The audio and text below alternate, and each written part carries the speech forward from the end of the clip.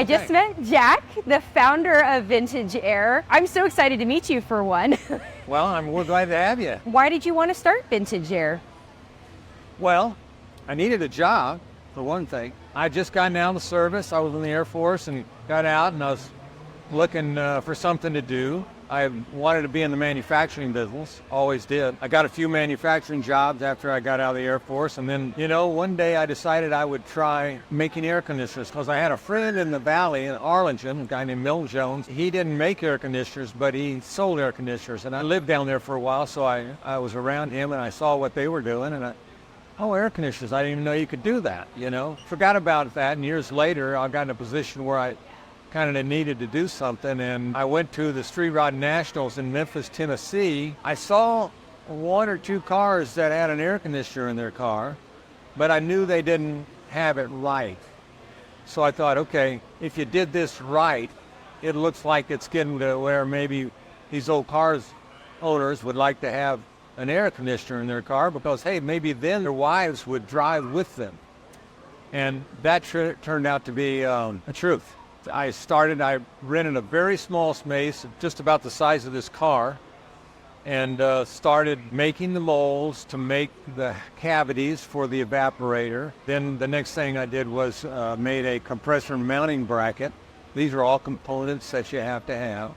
And then I designed a condenser and had a company in Michigan make that condenser. And then the hoses were not that hard to get. So I was able to build those components, and I went to the Street Rod Nationals in Memphis again and had a little booth, just was sitting there with these pieces, and people just kind of started lining up. And it was like, maybe we got something here. So from then on, it just never slowed down. And we moved into a bigger space, bigger building that is over on I-35. And then we outgrew that building, and we moved into another building across the street from there, which was also on I-35. Outgrew that building. It looked like I needed to build a little bigger building this time. And so we built this building. It was about half of the size that this building is now. Didn't take long to run out of space. So that time, then I added on a bigger amount of space on the back. And then we went up and we built these offices upstairs for offices, because we needed more offices.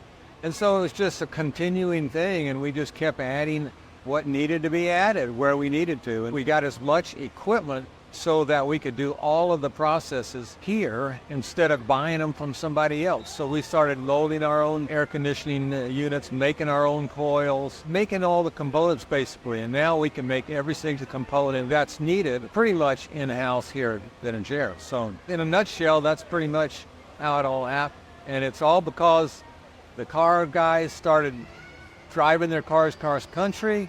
And when they started driving across country, of course, their wives all, would say, "Hey, I want to go." It's too hot. But they would go, and then in order for them to go, the condition was you got to put air in that car. The really cool thing I've noticed is that the culture and community, when I came here to do the shop tour in January, just the environment is really cool. Like, you've not only created a good product that people want, the only air conditioning company I hear of with classic and collector car stuff is Vintage Air. That's why I want to talk to you, because I don't know of anybody else. That's how well known you are. And then coming in here and doing the shop tour, and Rick knows everybody's name, like everybody here is so proud of what they do, and being able to meet you, that's something really cool from an outside perspective to be able to experience that. You open up your doors to the customers. We just took a tour, and everybody's, listening to how everything works. And to me, that is, you could create a good product. You guys do more, which is really, really cool. Do you have any advice for maybe some other entrepreneurs that are like, oh, well, maybe I want to try to start a business? Like, you've been in the business for how many years? Well, 46 years. So would you have maybe like one or two things that maybe you could go back in time and tell your past self that could potentially help other entrepreneurs with encouraging them going forward? Well, I don't know that I'm any example, but I think the most important thing in business is finding something that you really would like to do. If you like to do mechanical things, or if you think you might want to be involved in manufacturing, find something that you think would be something you would want to do. And I think the passion to make that work, that's an important part of the combination. You're going to have to work harder than your buddies that have a regular job. It's just the way it is. you have to work harder, but it's worth it down the road if you chase your passion. And this is what happens when you chase your passion. This is amazing. Yeah, it can happen. It's amazing to me. I'm so proud to be part of it all. I'm just grateful to be here. Yeah. This is great. So thank you so much, Jack. yeah, I really you bet. appreciate it and You taking bet. the time to talk to me. So So glad you were out and doing a great job. We appreciate you coming, and hopefully we'll do it all again. yeah, next year. sounds good. Yes.